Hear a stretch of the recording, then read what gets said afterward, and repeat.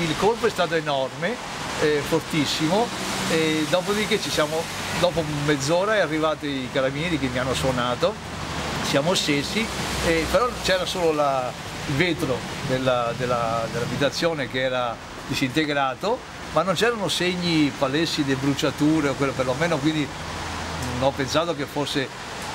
Quindi ci siamo fermati lì, i carabinieri sono entrati, hanno visto, hanno guardato, hanno cercato per più di mezz'ora. Quindi, ecco, lei quando si è affacciato ha visto qualcuno? No, è affacciata mia moglie addirittura, ma non ha visto lei nessuno.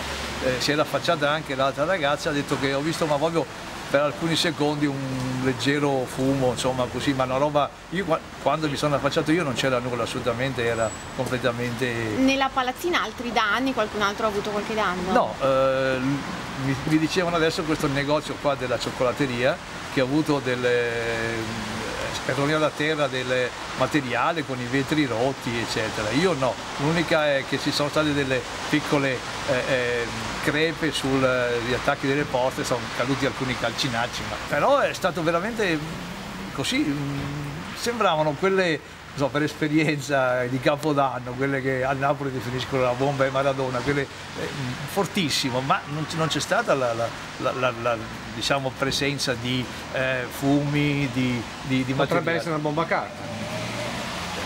La bomba carta era molto grossa come bomba carta, insomma, adesso io non ho esperienza fortunatamente di questo qua. Che idea si è fatto? L'altro giorno le molotov del municipio. Sì, che ci sia qualche movimento, non lo so di che genere, se sono dei segnali alla città, non lo so, alle amministrazioni. Ma è vero che qui c'erano le bandiere tricolori, c'era il gonfalone di Vittorio Veneto esposto. Forse il negozio qua del Paldetti, credo di aver visto passando ieri una bandiera esposta, è stato molto, passo tutti i giorni perché abito qua, ma non ho dato peso. Da cittadino cosa dice? L'ennesimo episodio? Siete preoccupati? Qual è la situazione?